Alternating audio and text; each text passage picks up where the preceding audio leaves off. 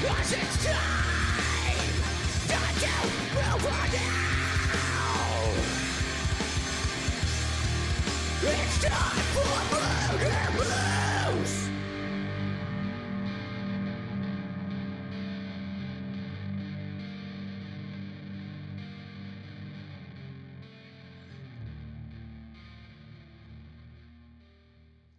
All right, there's this little clap for Rod.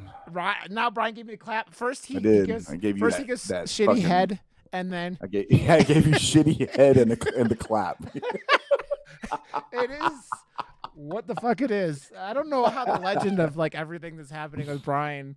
I'm sure Brian is a very generous lover, but here we are He in is. He's 2024. a very generous lover.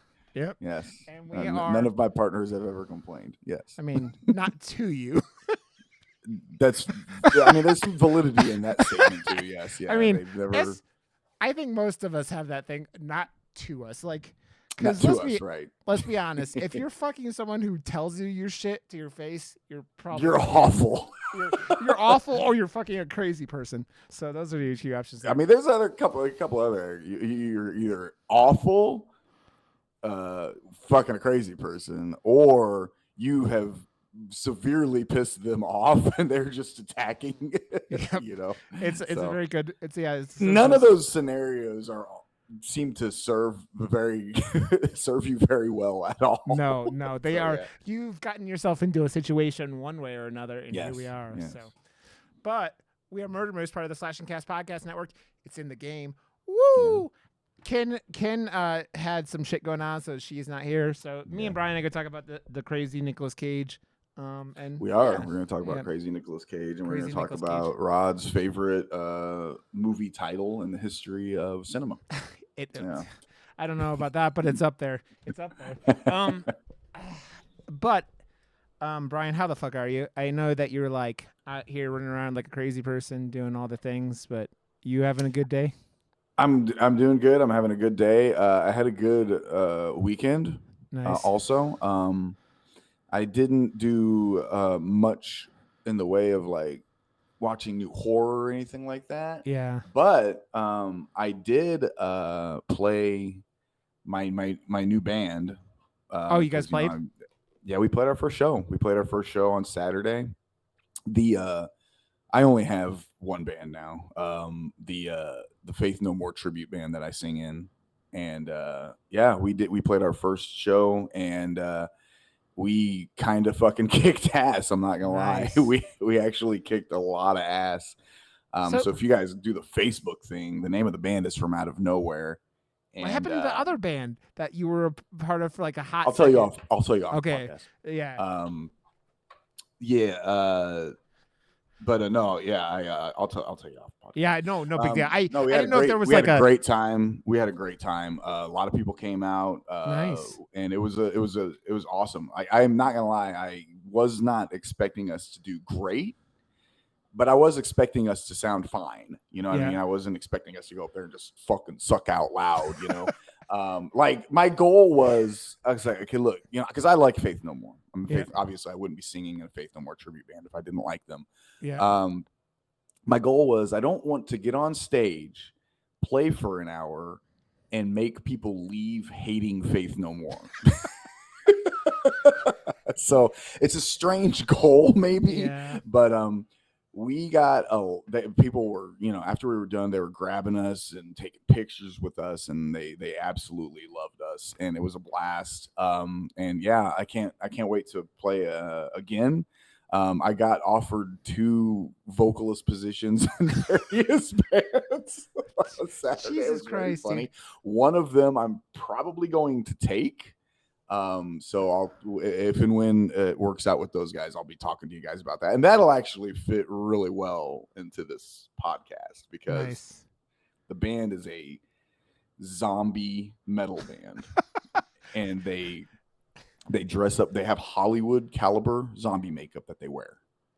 It's fucking awesome. I've known these guys for a while, and they want me to come sing for them. So I might do that. So Is it metal? Because like Yeah, even it's metal. zombie- It's metal. The name of the band is Full Metal Z, and they're That's- very fucking good. Dude, Yes, they're very good. is it? I assume because it's like horror is. I mean, obviously there's places in metal. I mean, like Ice Nine Kills, but like I feel like horror is more of a punk thing. Like I think I tend to agree, to be honest with yeah, you. yeah, Like you know, I'll use Return of the Living Dead as a great example. yeah, Zombie, zombie genre in and of itself lends to punk rock very well. yeah. As evidenced by that the movie and the soundtrack and everything on that sound. I don't know if you've listened to the Return of the Living Dead soundtrack, but it's just from I A to haven't, Z. but A Naked to Chick. Z, it is just top Yeah. tier fucking awesome That- punk rock. That It's movie is so fucking punk. good. Yeah, it's punk. Yeah, from- that movie's just punk in Yeah. general. Yeah, and the soundtrack very much reflect. It's Yeah. got some Cramps on there and shit. It's so fucking good. Yeah. But yeah, I might take the vocalist spot in that gig. Brian, you are. So. I hate to tell you, Brian, you may be pushing yourself a little bit. You are like. Well, the you thing got your is, little fingers. while I would actually normally agree with you, I totally would. But the thing is the From Out of Nowhere band, we're hardly ever going to play, and it's because my guitarist is a touring musician. Oh, okay. So he goes on the road all the time. Like he actually like last weekend he was recording the new album in New York.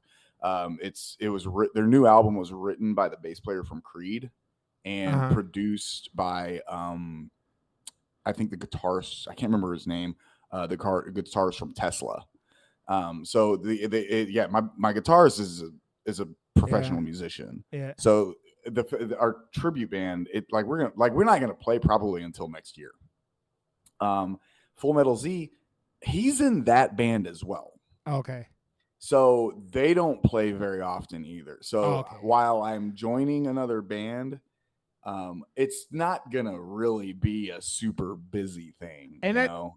So and I assume a tribute band is less work for everything because you're just like it is and it isn't. Yeah, I mean, the hardest work, the Full Metal Z band will be a thing because like you got to get there like 2 hours before so you can get your makeup and stuff on. yeah. Because like they said, they do the whole thing. You know, I mean, they go above and beyond to put on a really kick-ass show. Yeah. Last time I saw them was they actually opened up for First Jason, which is Ari Lehman's band, the guy that played Jason in Friday the 13th Part 1 as a boy.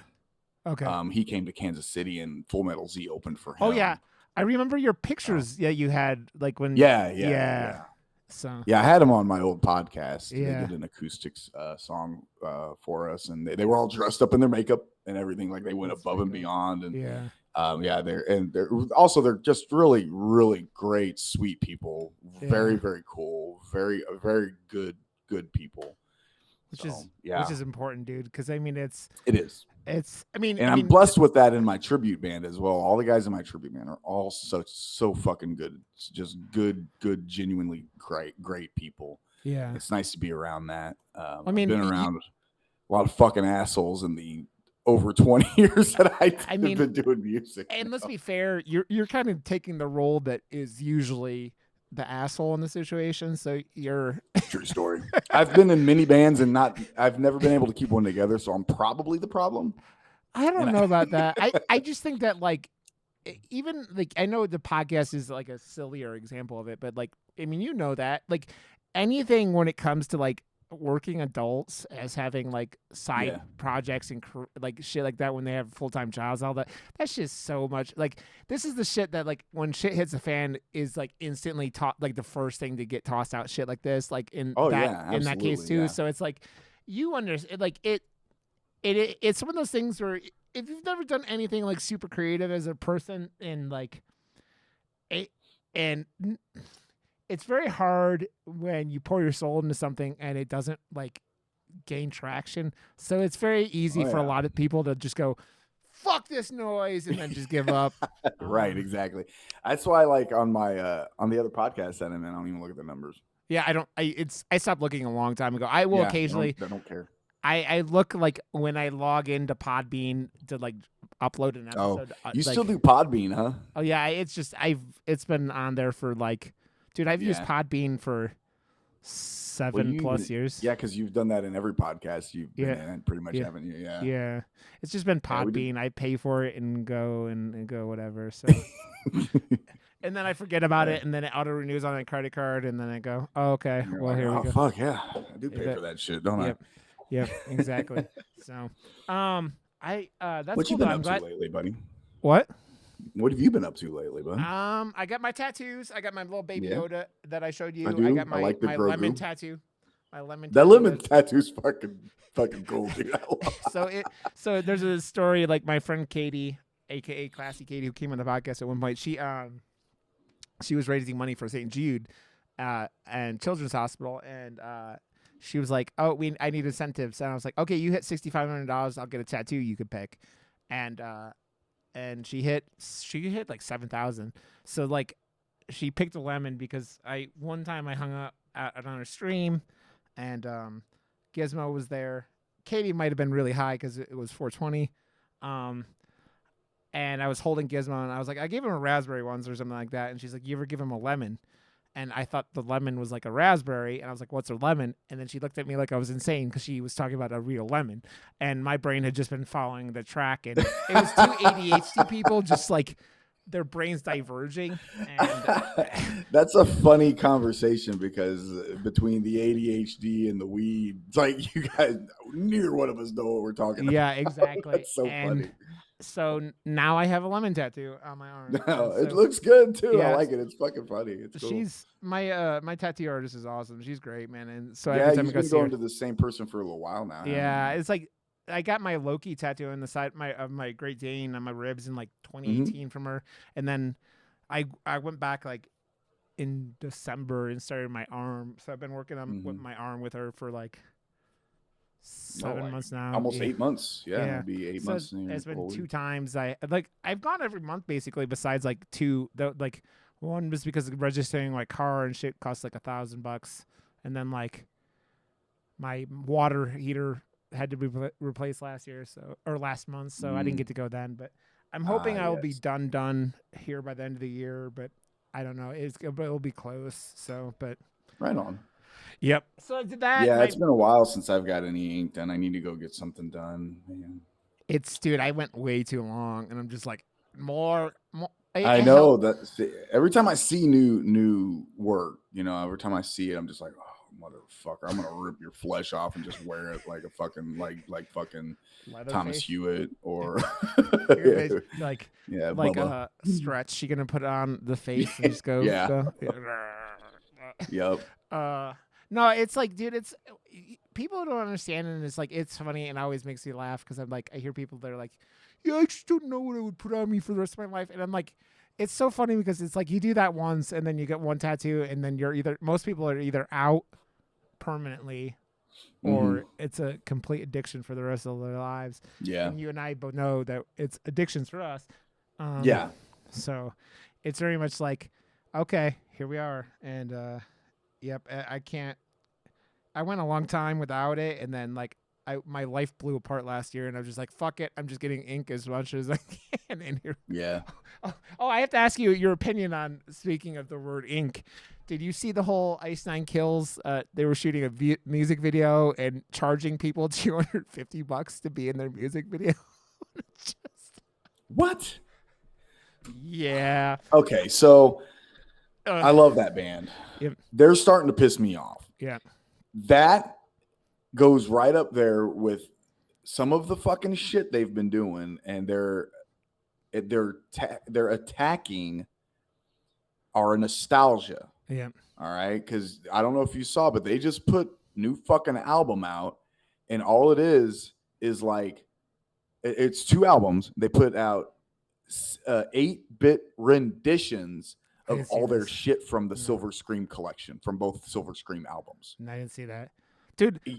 Yeah, They're not okay. the only ones doing that though, because like Bad Omens just re-released their like a EDM version of their album from a couple years ago, like right. a few months ago. I'm not a fan of that kind of shit either. No, yeah. But that to me it makes more sense because you at least get because that's like if memory serves me correctly, it's like a deluxe edition of their latest album, I think it's and you get different all the versions new, of all you, their songs. I don't know. yeah, I haven't listened I to all think of you it. get all the new shit also. Yeah. If I could be wrong though, and honestly, I'm not a fan of that shit. I'm really not. And Yeah. I love Bad Omens, and I love I love Ice Nine Kills. But Yeah. between them doing the because they did Welcome to Horrorwood, the extended deluxe edition that had that shitty fucking Silence of the Lambs songs on it that I don't think is It's any not good. good, to be It's honest not with you. I think good that song's at all. fucking terrible. Yeah. And then it came with the orchestral versions of the songs off the album. And honestly, those are really cool. I like them. There's no lyrics, but they're orchestral versions, Yeah. which is cool. That's fine. They charge like $250 fucking dollars for that. And the orchestral versions, boy, that's kind of hard to say. They come on one fucking LP. So they squeeze in a shitty, fucking Compression. compression. All those songs that are orchestral into the shittiest sounding vinyl you can fucking get. Ugh. Okay, that was fucking dick. Yeah. All right, that should have been an 8 record or at least a 4 record fucking album. Yeah. Which is funny the because original was two sides. Yeah, I have. That's one of the 3 records I own. Like I bought Beartooth. I bought that album, and because I haven't set up my record player yet, and I bought Your the third one is Lionel Richie, isn't it? No, it better fucking be. It's the home team's new album that came out. You son of a bitch! If you don't own "Dancing on the Ceiling" by Lionel Richie, you go fuck yourself. What a feeling! I say that because that's like the one. That's the last record I just bought. Nice. No, dude. You know what's funny too? I saw a video recently about what metals singers charge for guest appearances on tracks. Guess who's the number one or the most expensive of all of them? If you say Spencer, I might fucking slap myself. It's Spencer. It's fucking Spencer. Why? Okay. It's like he charges like $50,000 or something. Like it's like Eva Under Fire paid $50,000 to have him on their record. It's something insane like that. I think it might be. He didn't even make that song any better. He's like up there. He's either one or he was up there whenever this video came out. It was like he was like $10,000. I think Finn McKenty did a video about it, like where he was going. There's some website where you could order like do collabs. So it's like Cameo for rich motherfuckers? For bands, basically. Cameo for bands? Yeah, where you can like get guests, and I'm just like, I should Spencer, just put my name on there. I understand, man. Spencer's been working his ass off for a really long time, but like I'm not trying to take anything away from the guy's talent or ability because he's a fantastic singer and he's a fantastic songwriter. Yeah. He really, truly, truly is. Yeah. The talent is definitely there. And I don't think he seems like he's not a bad person. No, he seems like a good dude. He's just like, but he definitely wants to make some fucking money. Yeah. And the proof in that is the shit that they have been doing with Ice Nine Kills this past album alone. Their merch has been a thing for a long time too, because they know their fans. They get new merch every 2 months, it seems. It's every month. It's like every month? Literally, it's every month or two. But like, even if you do it every 2 months, that's 6 times a year. Yeah, that you're recycling and just fucking wiping, and then it's boom. Shit like my ex just got a T-shirt from them off their website, and all it is the Super Mario Brothers 3 thing with Freddy Krueger, and I'm like, so it's not even like, dude. No, I know people in the streaming space that just rip things off, and I just go, that drives me fucking insane. And it's like, if you do it every once in a while and do something cool, okay, whatever. But like, yeah, I've done that in the past. I mean, like, when I was in my old podcast, we did a couple of things where we, like that one time, I made that shirt that was like the Blockbuster logo. But it's not like every month or no, every we didn't 2 do months. that every month. Like, and honestly, the highest selling T-shirt we even had was the logo that I designed. And like we did the thing where it was the two of us with a bunch of horror icons, and it was in the style of like the Lost Boys poster. Did someone come after you for that one or something like that? No, when we put it up on Design by Humans, they rejected it because Design by Humans has dedicated shops for those IPs. So it was a Oh. conflict of interest for them. Oh, But that's right. according to my co-host, he who thinks he fucking knew everything, Yeah. he lost his mind when it got denied. And I get it. I mean, we paid money for that and everything like that, but like he was like legit, he was mad at me. And I was like, I didn't do anything. I was like, I tried explaining to him why they denied that. And I was like, look, I guarantee you we make a TeePublic store. Put it on there, it's gonna be perfectly fine. And it was. Yeah. And then we went through all of that. We sold 2. We sold 2 God. fucking shirts. Dude, that's like, Because honestly, nobody wanted to look at his fucking face. He's probably listening. He's probably mad, which is fine. No. I don't think he is because nobody does, but no, it's fine. Speaking of which, we're gonna have to. By the way, this is episode 196, 197. Oh, we have 200 coming up here pretty soon, so we're gonna have to look at like what to do for that. But yeah, I think that's Let's everything. talk about this movie. We've been fucking rambling. We hit 20 minutes of everything else, which is about usual. So let's talk about Longlegs, which came out a couple of weeks ago. It'll be by the time this comes. I'll do what Ken usually does. You want me to read the synopsis? Yeah, read the synopsis. Okay, I will do that. I'm happy to do that. I'm sort of happy to do it. In pursuit of a serial killer, an FBI agent uncovers a series of occult clues that she must solve to end his terrifying killing spree. Directed by Osgood Perkins, who is Norman Bates' son. Yeah, you look at him and it's just like, holy shit. And he's the one who did. Does he look? I've never seen a picture of him. Does he look like Anthony Perkins? Identical to Anthony Perkins. Oh, that's crazy. That's awesome. But he's the one who did. Oh my god, he does. Holy shit. The Black Coat's daughter was one of his. Yeah, films, I think so. Yeah. He's a really good filmmaker. He kind of pissed some people off. How did he piss some people off? Well, he said something, and I understand what he's saying, but it does come across as being a bit pretentious and kind of douchey. Yeah. He said that he doesn't watch new horror movies. He just doesn't have an interest in watching new horror. Okay. I heard this. Yeah, I didn't realize this was his. And he said, he's like, it's not that I don't think that there's great horror being made, because I'm sure there is, and that's fine. And I'm sure there's a lot of great horror out there that's new. It's just I just don't have any interest in watching it. Yep. It does kind of sound a little pretentious to say something like that. I think you can approach that in a better way, to be honest, because I think I tend to agree. Yeah. There was a better way that he could have said that. God damn, he does look like his dad. Holy dude. shit. I look at it like this. This is how you do this without making yourself look like an asshole. But obviously, he's Anthony Perkins' son, and he doesn't like whatever. But you go, I don't want to be influenced by other people's work, because I actually think that's what he really meant. Yeah.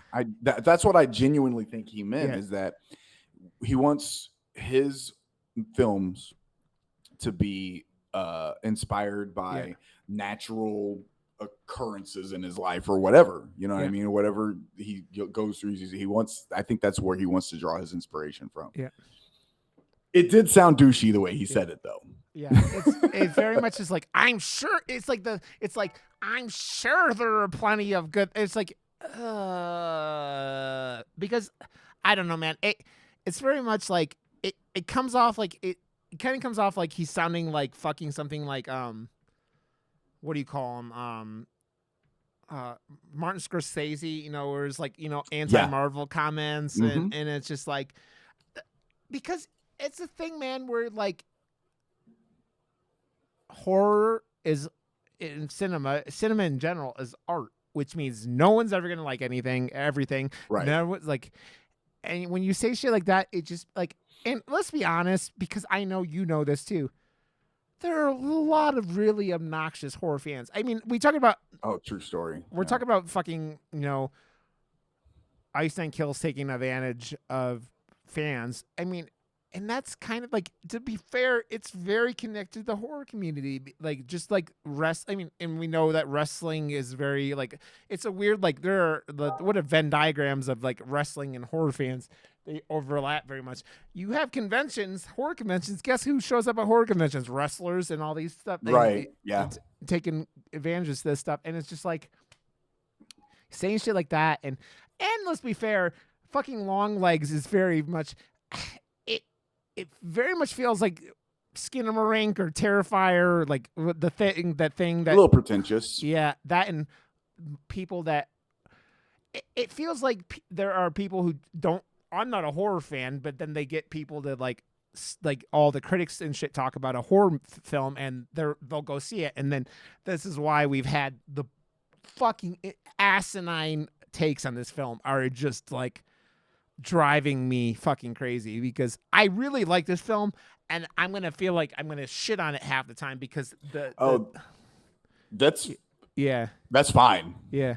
And so all that combined is just like, you just go, dude, just don't, I mean, you just have to not be an asshole, man. Don't be an asshole is not a fucking hard take, but here we are. No. I mean, this movie made another 11 million, I think was the number I saw. I think that's what it pulled in last weekend, going against Twisters. Yeah. Because Twisters really kicked ass. It made like 80-something million, I thought. Yeah, $80-some-odd million. Because it's a fun movie. With Twisters is blast. Yeah, which is also it's very much like, dude. But speaking of Twisters, I saw Glenn. What's his name? Is Glenn Powell. Yeah, Powell is going to be in a Running Man remake, and I just go, no. He's going to be in everything soon because they don't need. I don't think they need a remake. Running Man. They don't, because that movie is pretty much perfect the way it is. But that and it like to be fair, it is Edgar Wright doing it. So I didn't know that. Yeah, I'm on board. Yeah, he hasn't made a bad movie.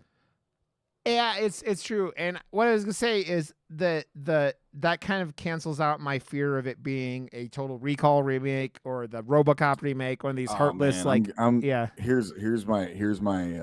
Here's my hot take for you.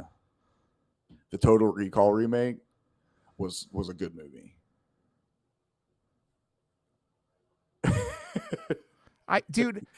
Nobody ever except me. Okay, dude, I genuinely think the Total Recall remake is a good movie. With that being said, it's not the Schwarzenegger film by any means. It's not as good as that. It felt like to me soulless, which is the thing. I think that movie's good. It's a more accurate telling of the "We'll Remember It For You" wholesale story that it was based on. Yeah. I don't know if you've ever read that, because it was based on a Philip K. Dick. Yeah, it was. I knew. It's called "We'll Remember It For You" wholesale, I believe. I've read it. It's been a long time. His shit always had weird fucking titles, because "Do Androids Dream of Electric Sheep" is the book that Blade Runner is based on. Well, dude, this is the thing though. When you take something like that, and then it's very much like The Thing, right? Because The Thing was based off of The Thing from Another World, right? Which was based off of another. I don't know if it was a short story or a book. Well, I think it was based off of who. Who Goes There? I forget what it was. It was Something based like off that, of the book, but it doesn't matter how accurate you are at any point at that point, because the John Carpenter film is so iconic, regardless of what it's certainly better than what it was based off of. Yeah, and so I think Total Recall was probably, I haven't read the original, but everything I heard from it, it seemed like it was a better piece of, I don't know. Anyways, it's just that thing where like it's very hard, and you see it coming again with the Crow remake that's coming out here next month. That looks like dude, that they put a poster out for that in the last week. That looks was like a one CW ad. Yeah, it was one of the worst posters I've ever seen. I'm like, I agree completely. I haven't seen anything. I'll be honest with you. I haven't seen any good advertising for that film at all. Dude, I like the first trailer of that movie. I generally like the first trailer of that movie because I was like, it gives that John Wick vibe, and I love Skarsgård. That's why I don't like it, because the first, which I know it's not a remake of the first movie, I know that it's Yeah. a Source material reimagining of the the graphic comic. novel Yeah, the graphic and the novel. comic Yeah. books, which is fine. But I've read those, Yep. and they're not all about the action. Yep. Okay, there's no gothic atmosphere in these trailers at all whatsoever. Yeah. And it looks like a generic John Wick wannabe movie. Yeah. And that's why I have very little faith in this Crow film. I love Skarsgård. He's a great actor. And honestly, a good choice to play the Eric Draven character. Yeah. I think that this falls, this will fail based on somebody just not getting the source material Yeah. and I incredibly bad direction. I hope this is my thing. We'll go back to Longlegs here a second because we've already diverged Yeah, enough. no, Uh, like we do all the time. I hope that because that actually looks like to me like a film that could be completely being misrepresented by the trailers. I hope so. Because I hope it is. Hollywood doesn't know how to do it because that is such a a tragedy, and I hope that's what it is because I don't think Skarsgård has done a bad movie.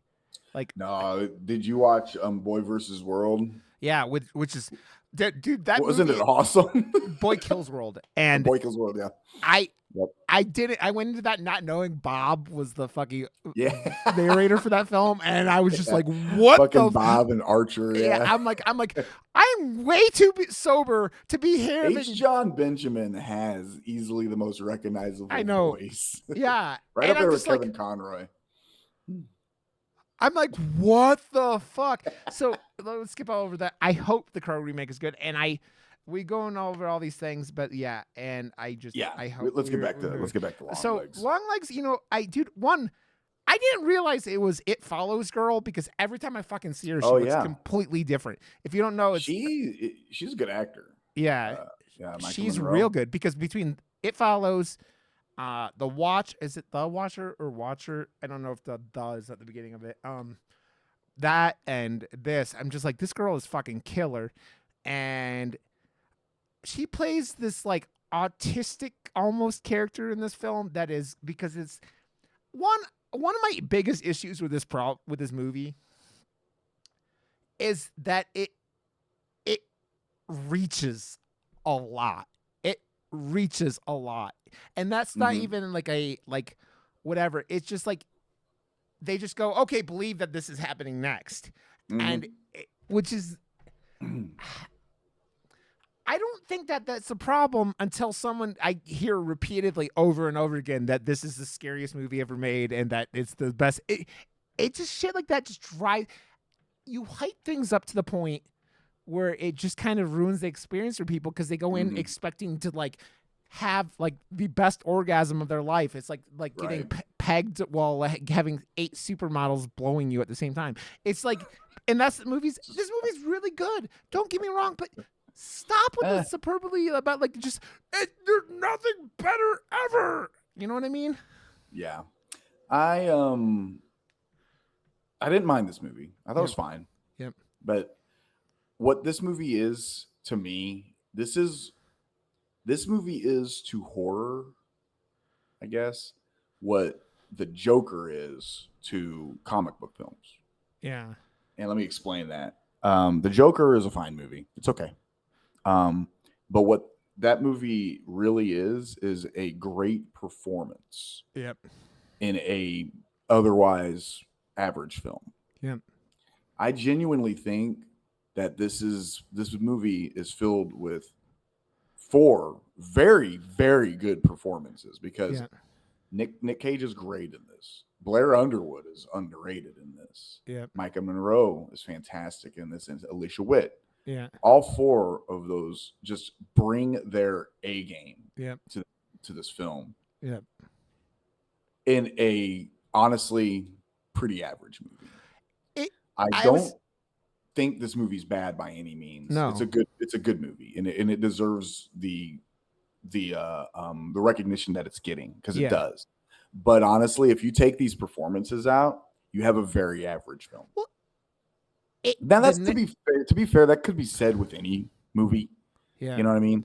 But because I honestly don't really think the story in this the narrative doesn't make sense. No, it really doesn't. It wanders. Yeah, and it doesn't explain things like. No, it's a very thin story for me anyway. It's like atmosphere. Well, and the atmosphere of this movie is great. Don't get me wrong. Oh, it's fantastic. It's awesome. Yes. But it doesn't like the thing that I said right after watching it, and I think I tweeted it that night or the next night. What does Longlegs even mean? Because it has this potentially really creepy thing. And my friend Katie said this to me. She goes, it should have just been called Hail Satan, because they say Hail Satan 800 times in the movie at the end. But like Longlegs is just like what he writes on the letters. And he says something about putting on his long legs to her. Yeah, it's like a throwaway line at the beginning of the film. Yeah. And then it's just him. I left my long legs on. And you go, well, that sounds kind of cool. No explanation ever from that point. None. Yeah. And you go, and then the game, it turns into Alan Wake 2 at some point. Yeah. God, that's a good thought. Yeah. It's got like where she's going through all this stuff. And that's one of those things where it's like, you don't have any connection of what's happening. You don't have any like explanation of how this character. That's why I said she kind of comes off as like autistic almost, like where she's solving puzzles. She's kind of supposed to be. I think that's intentional, and I'm here for it. Honestly, yeah, I like that. That was cool. Well, I mean, that's like her interaction with the little girl is a funny scene in the fucking movie where like, where she's like just sitting on the couch or the bed, just sitting there and just kind of looking around. Yeah, and it's just it just feels like it feels like any autistic friends you have that are just like don't want to interact, and this woman is being forced to, and it's just like, man, but like that, and then like so she solves all these they turn this movie into like for like an act. It's very much like what the fuck is that movie called, the movie about the Zodiac killer or Zodiac, like Zodiac. They have the Zodiac letters. And then she just like she puts them down and she auto solves them. And exactly. Yeah. And it's like after it's like that's what this movie is, that they just go, oh, we're gonna float stuff out here. Like at the very beginning of the movie, she's with her partner looking for some dude, and I don't know if I'm the only one who thought this. Like they go into this house, and I thought they were looking for Longlegs. No, this is just some other case, and it was like they find a different case, Dexter, which, by the way, is one of the best shots of the movie, where her partner's going in and just gets his brains blown out. Like, oh yeah, they open the door and then just blast the fuck out of it. Yeah, just bam, dead, done. Deuces. And then she just like goes in the house and the dude's just sitting on the what? That doesn't make any fucking sense. Like this dude just shot a FBI agent. He would not have gone like okay, I'm done. But like, it's like this woman has these like supernatural things, but like they don't. Like it's just weird. Like they don't explain things on a level that's like. And I said that this is gonna happen because talking about this movie, I'm like, the movie's real nice. I had a lot of fun with it, but like I was saying last week when we were talking about doing it this week with Ken, I was like, third act of this movie fucking falls the fuck apart, because as soon as Nicolas Cage gets like, by the way, is it even possible to smash your own face into the level that you would kill yourself? I don't think so. I don't know. It's like you would like knock yourself out or something like that. Yeah. Okay, let's go. Nicolas Cage in this movie, fucking. You know what he reminds me? He looks like he was like, oh, it was like he wanted to outdo the crazy motherfucker in Mandy, like, kind of, where it was like, yeah.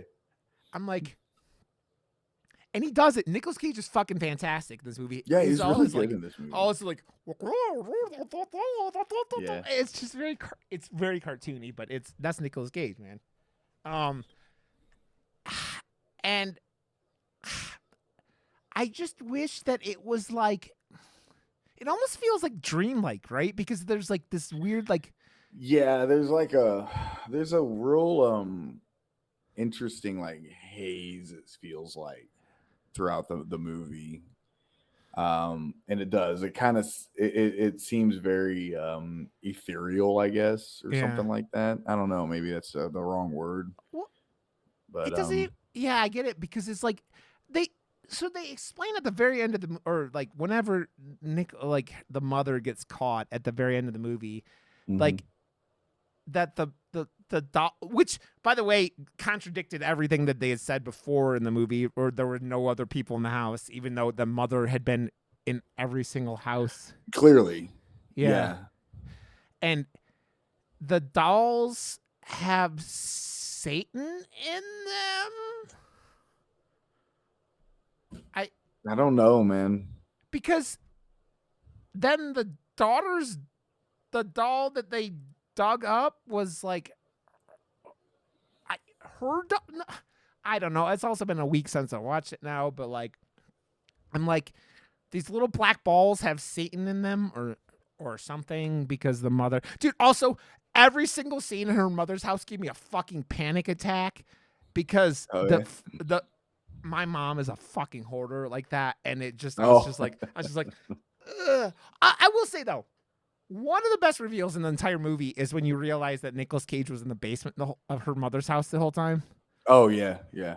It's just like, oh shit, because that's like the what? Yeah, it's been like a week since I saw it as well. Yeah.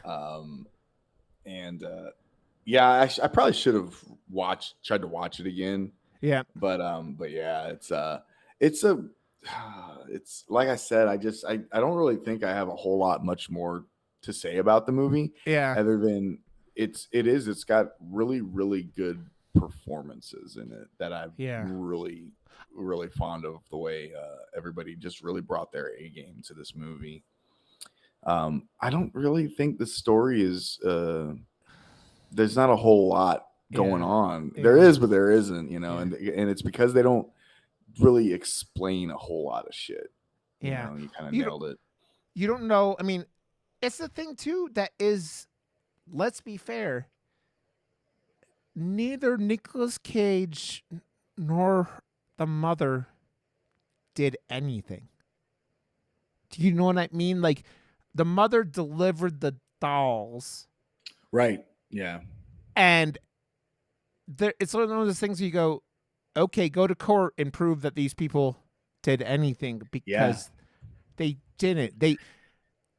And that's the thing that, like, it is hard to go, well, then what happened? Like, it's like this whole it's like they threw the Hail Satan lines in at the end to kind of like try to explain it without explaining it. It's just like, and they have those creepy shots of the fucking nun or whatever the fucking Satan or whatever the fuck is supposed to be that, like, I don't know if you've seen it. It's been a meme on the internet now for the last week and a half or whatever. Mm-hmm.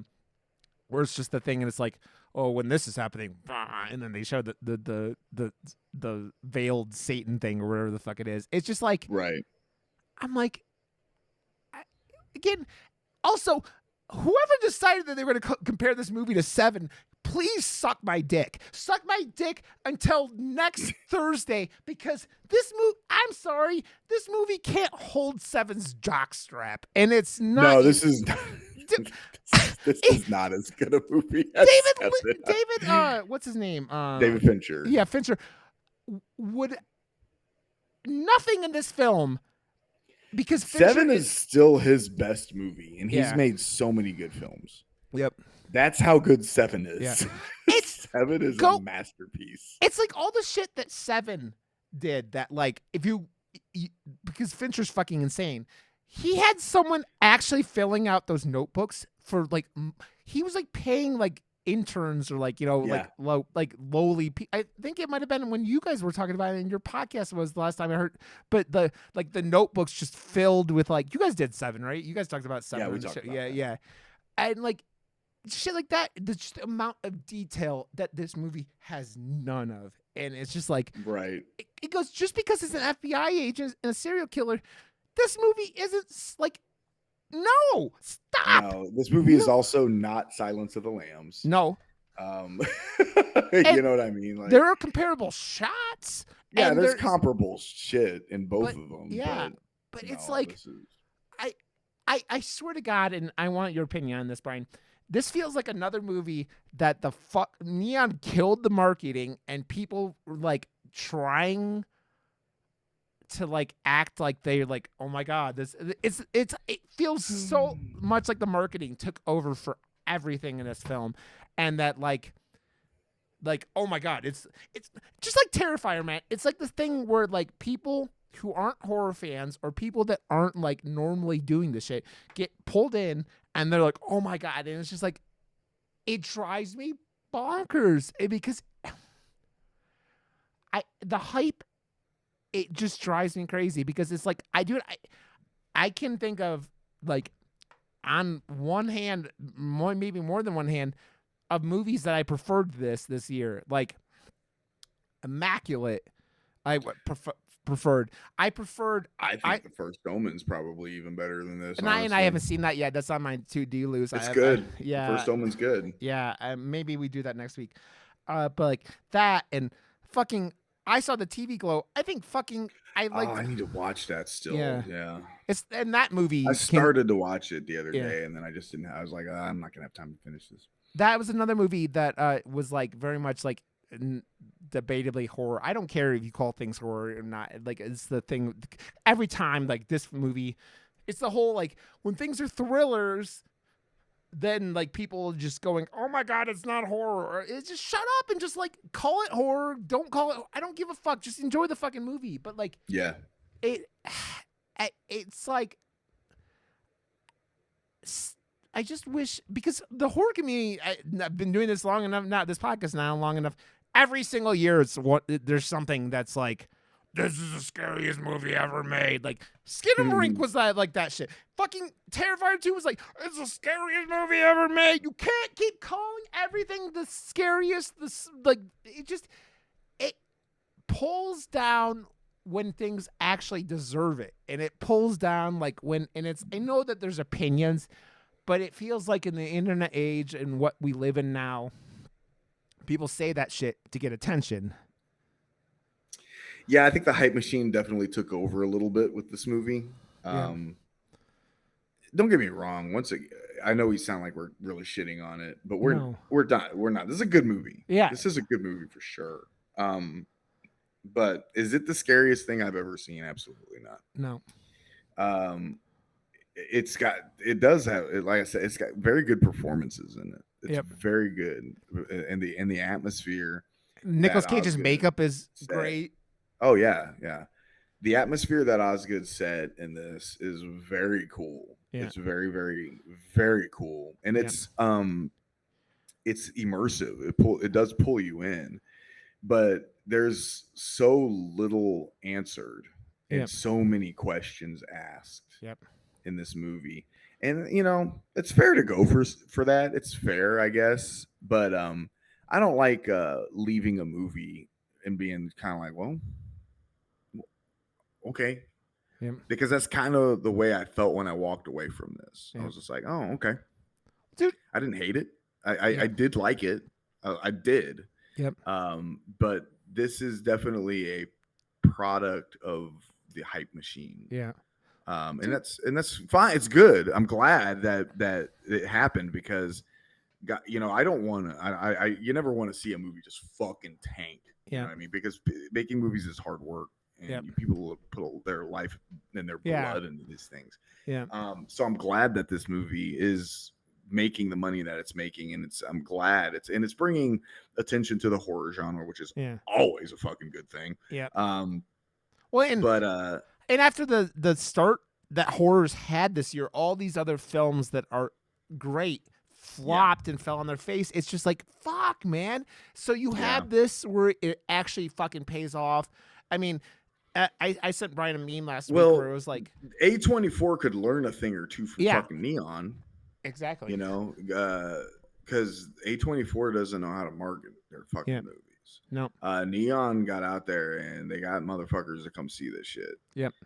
This was made with less than $10 million.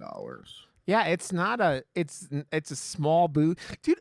Also, one of the things that weirded me out the first time watching this movie, the only context I got and the only reason I figured out it was in the mid-90s because they had the biggest picture of Bill Clinton I've ever seen in the history of pictures of Bill Clinton. That's like stadium-sized Bill Clinton in this FBI office. Like Yeah. it, it's like, man, I wish. I'm happy. This dude, and that's what I said. It just, when you have all these people just spouting out the best things since sliced bread, blah blah blah blah blah blah blah, and I know people that I personally love that are just like jumped on the train, and it's like, I'm glad you guys enjoyed this, but like, fucking stop with the this is the best thing ever made, and you like it's so scary you're gonna shit your pants, and like, oh my god, if you don't like. But maybe, I don't know, maybe that's what is needed to get people in the theaters to see horror movies. Just like, I don't fucking know, man. I'm not a marketer. I can't market myself. I can't market this podcast. I can't market shit. But like, obviously Neon knows what the fuck they're doing. The phone line, if you guys don't know, they set up a phone line for this movie that you called, and Nicolas Cage mumbled for 30 seconds. I didn't understand a word he said on the entire thing. They sent out fucking they sent out vinyls for this movie. The whole it was a little Zodiac 45. Yeah, the Zodiac writing was all over. Dude, they turned. So we're recording this on Monday. Fucking Joe Biden like gave up the thing yesterday, running for president. They had someone like, they turned the Joe Biden like I'm not running thing into like a Longlegs letter someone did on the internet. That's Yeah, kind of funny. and I would like laugh my ass off. Like, it's weird, man. Like, I want to complain about what everything that like people made of this movie that I did enjoy, and I thought it was good. And I'm sorry, like I said, I've said this before and I'll say this again. This movie, as soon as Nicolas Cage kills himself in this movie, I don't care anymore. Like the whole you can kind of check out. Yeah. I mean, you do still get to see a really, really good Blair Underwood performance near the end there when dude. Yeah. When he goes into the fan. Yeah, dude, that is the creepiest scene in the entire movie because it's so good. Yeah, when he's like going into the kitchen and you know it's about to happen, and you just hear you just hear and him. That's actually another thing that I was kind of disappointed in, because it was kind of easy to see that coming. Yeah. You know, because once you start, because you remember, you know, it's like, oh, my birthday's coming up, blah blah blah, and then all that shit. I was just like, oh, I know how this is gonna fucking end. I fucking knew how this was gonna end like 30 minutes into the movie. Yeah. And that kind of bothered me too. Yeah. So it was kind of easy to check out a little, and that might be why I'm just like, oh, it's good performances and it was fine. Yeah. But yeah, I was like 30 minutes in the movie, I was like, oh, I know how this is gonna end. The only thing I didn't completely see was the mother, her mom being in on it. Well, yeah. As soon as you get the 14th thing, and it's everyone was like within 7 days, and then like the little girl's like, you want to come to my birthday party? You're like, okay, that's where that's gonna. I was just like, oh, yeah, okay. And you go, the mother being part of it was like, I don't know, I think that part of the reason this movie bothers me so much, though, like her mother's performance reminds me of my own mother, which is such a like therapy. I need therapy because the mother's like, that's how good this mother was in this movie. But like, it's just like none of it. The devil, whatever. That no explanation what these fucking things are in the dolls' heads. Like, it's almost like, why are the dolls doing this? Like, why is there like any kind of way that you go, and how did the mother convince him like to like, so was he dropping off the dolls before this? Because there's like 5-6 years before, it's since the 60s he'd been killing people. And but nothing, you don't get any answers to any of that. And just the mother went, okay, if you, I will kill all the people in the world. If you just go, don't take my daughter. And then it's like, I wondered, I don't know if you wondered this, was that why this girl could solve the codes? Or was it just her like, I know, right? super autism? You know, it's one of those things where there's just like I said, we've said it a few times, there's a lot of questions and very few answers after leaving this movie. Yeah. So. And dude, it's just, And the movie does so much well. Like it has a very minimalist score, which does a very good job of doing this thing. Yeah. But like, atmosphere isn't enough for me. Maybe that's because I've watched a billion fucking horror movies. Like I said, we're about to 200 episodes of this podcast alone.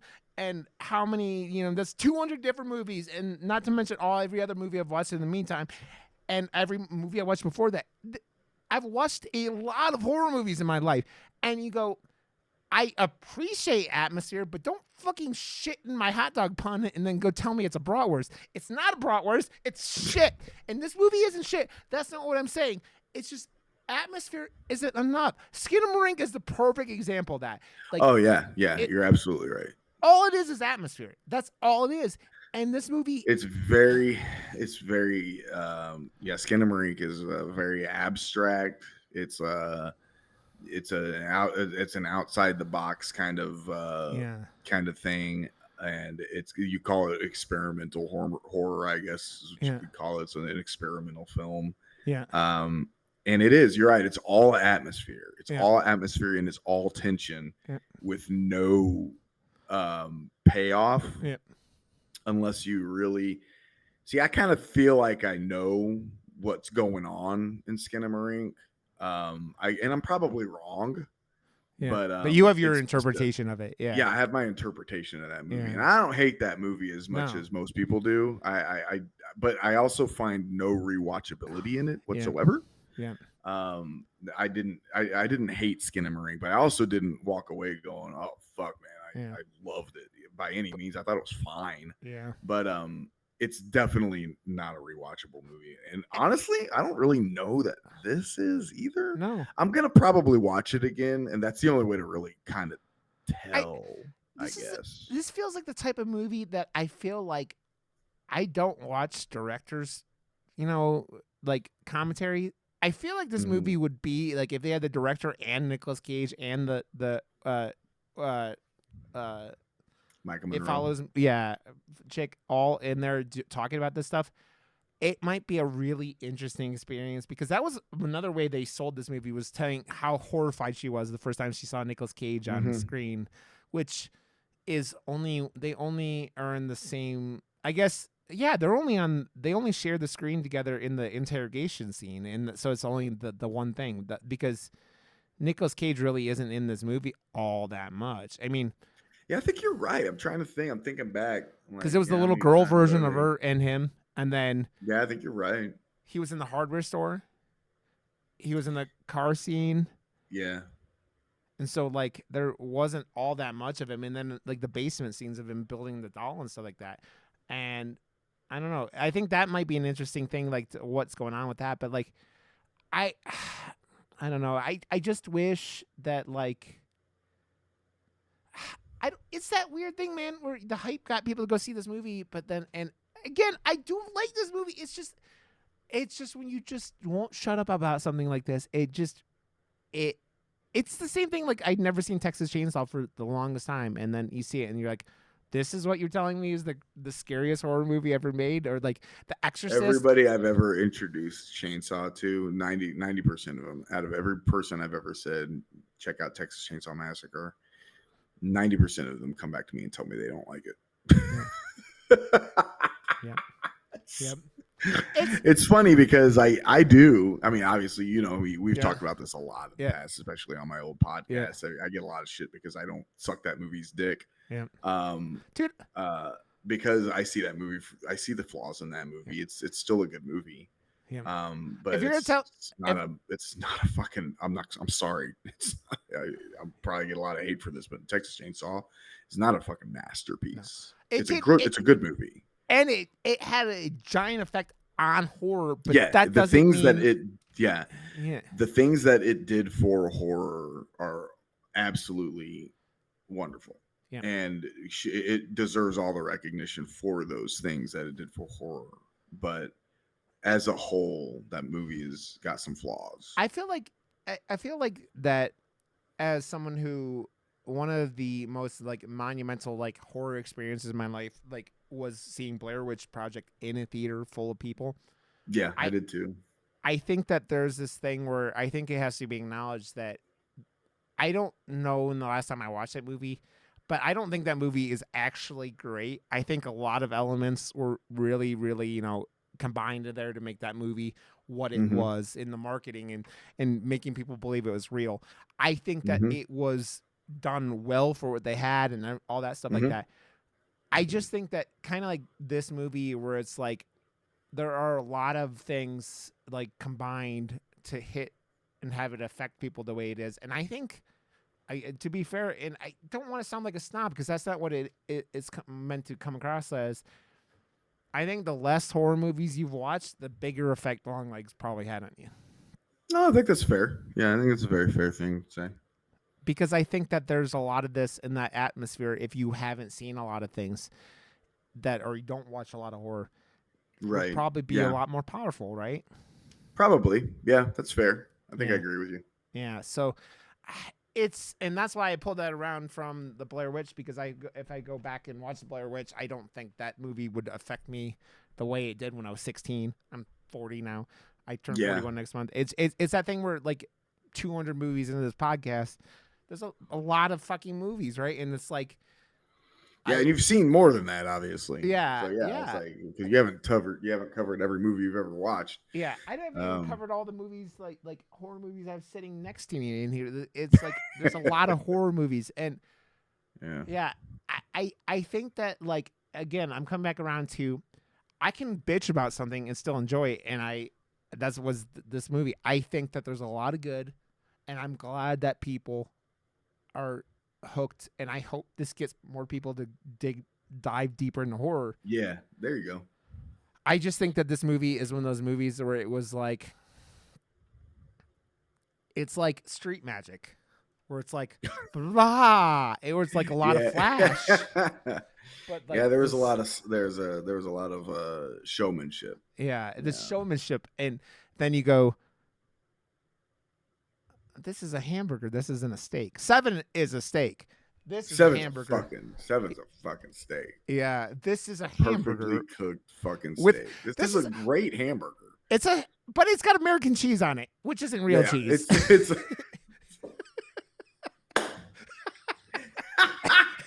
what? It's a great hamburger, but it's got American cheese on it, which is fake cheese. It's got basic ass fucking. Oh man, that's funny, dude. That's funny. That's funny right there. That's funny. I personally, I think Mandy's a way better horror movie than this. To be honest, I think. Ooh, man, I totally agree. Yeah. Honestly, like there's like I said, I've already said it. I think the movie's fine. Great performances though. Yeah, great. I mean, I think if you're gonna go atmosphere, man, Mandy has those drug sequences that just fake you lose your fucking mind. Cool. I think, but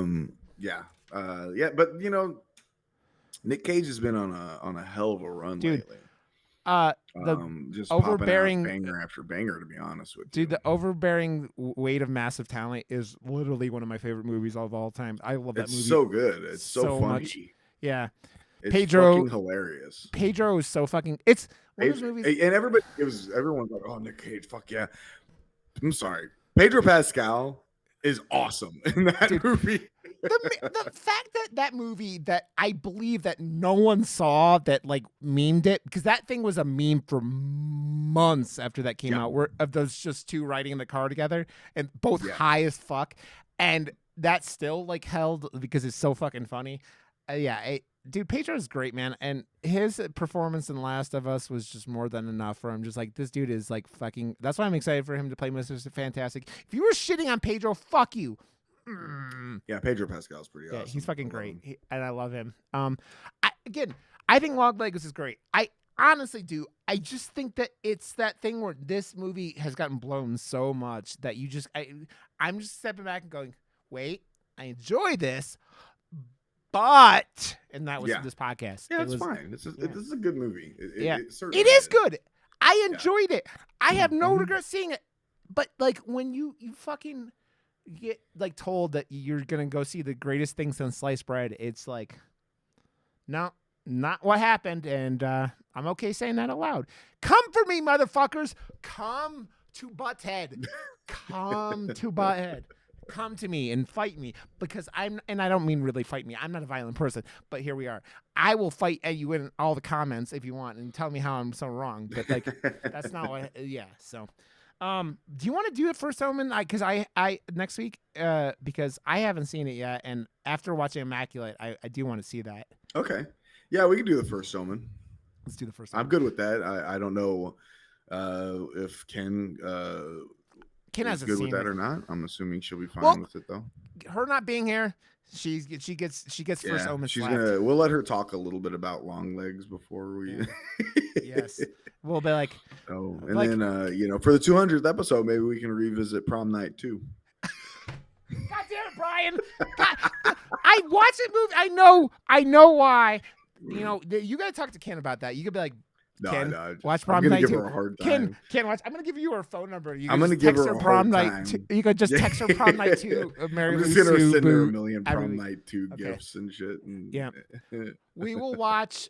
But next week, the first Omen, because I really do want to cross up all these movies that are coming. And that has been on my list, and I'm just like, I need to have it because I want to do I saw the TV Glow here at some point too, which again I don't think that movie is more like an episode of Goosebumps than it is like or Are You Afraid of the Dark? Than it is. Started it and then immediately was like, I'm not gonna have time to watch this movie, so I just turned it off. Oh, did you watch? Did you watch this season of The Boys? Did you finish it up and catch up? No. I need to. Wild shit. So yeah. Is the season done? Yeah, the season's done now.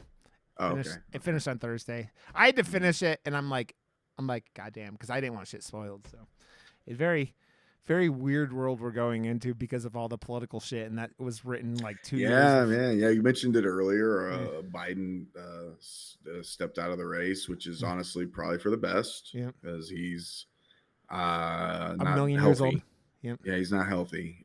He needs to just finish this term and then just to go relax, retire and spend time with his grandkids and stuff like that, and drive your cars like you want to drive, and do all that stuff. It was crazy. I was reading like Kamala already raised like fucking $80 million, $81 million since yesterday. Yeah, already made. Yeah, I was like, that's nuts. And then Trump is so butthurt that he backed out of the September presidential debates. He doesn't even want to talk. Yeah, he's like, I was preparing to debate Biden. I'm not. So I'm like, so basically what you're saying is that you're incompetent and you can't pivot. And I'm like, you think that as president, you shouldn't be able to do things like that? Like, I mean, but the guy doesn't even like reading. Like he doesn't read. He's lazy. Trump only wants to be president because he's a power hungry motherfucker. He doesn't give a fuck about the country. Yeah, he just wants power. He wants to be he wants to be a dictator like Kim Jong-un. He's a little man with a little dick. His mushroom penis. Yep. Yeah, and he's just a little weak little man. A weak little bitch. I think is the way we want to put it. A weak ass little bitch. This is gonna happen when he gets elected, and he's gonna deport me and Brian into X. But I'm okay with that. It's fine. I'm probably if he wins this election, I'm probably just gonna move to fucking Canada or the Philippines anyway. Yeah, I'm gonna. $1 is equal to like $58 in the Philippines. Yeah, it's one of those things. If you ever look at traveling through like Asia, that like all those countries are like, oh yeah, the only thing that costs any money is the flight. Then you like live on on like $1.75 a day, and like you can retire with like $86 or something. Yeah. Okay. Next week, the first Omen. Brian, your plugs, your other podcast. Check us out on We're Gonna Make You Watch podcast. Our newest episode that just dropped was the Hills Have Eyes episode. Yep, I believe, and we just recorded a episode where we made Warren watch The Evil Dead, the first one, the original one from 1981. Yeah. Dude, I had someone trying to tell, like, was like, it's funny being in this horror community because I had someone saying the other day they don't like the Fede Alvarez version. I'm like, to be fair, the first time I saw that movie, I kind of went in, I was expecting, because I didn't know for sure. It's that thing where if you go in expecting horror comedy, that movie is a big slap to the fucking face or whatever, if you like anything, but if you just want horror, that movie's fucking fantastic. Both the new ones are fucking fantastic. So I think that Evil Dead Rise and the Evil Dead remake are fucking amazing movies. Yep. And to be completely honest with you, I actually think the Evil Dead remake is a better movie than the original Evil Dead. Oh, is. dude, yeah. Well, I mean, The Evil Dead is unintentionally funny. Let's Well, not forget that, guys. Yeah. They were not trying to make a horror No, comedy when they made the Evil Dead. No, they were trying to make a legit horror film Yeah. and stumbled into some funny shit. Yep. That's why they leaned into it. In the second one, too. And it was such a fucking thing. Calling it Evil Dead 2 will never like not make me laugh because it's a remake and it is at its core a remake. Yeah. It is a sequel because they do reference events from the first movie, but it is at its core very much a remake. It's a remake. Yeah. Yes. So go listen to that, guys. Funny. Yeah. And you could go to murderboost.com, get gear, do all this shit. And go to Rod_Johnson on Twitch and Twitter and X and all that shit. And fuck Elon Musk, you piece of shit, giving Trump $45 million a year because you want tax breaks. Go fuck yourself, Elon, you piece of garbage. And that's all. I think that's all. Kim should be back next week. And we're going to do the first Omen. And if she has any issues with that, maybe we do I saw the TV Glow, but my plan is the first Omen, so. Okay, sounds good. All I know is that there's something with a hand coming out of a vagina in that movie. That's all I know, so. Okay. We will see you guys next week. And take it easy. And we love you. And bye. Bye.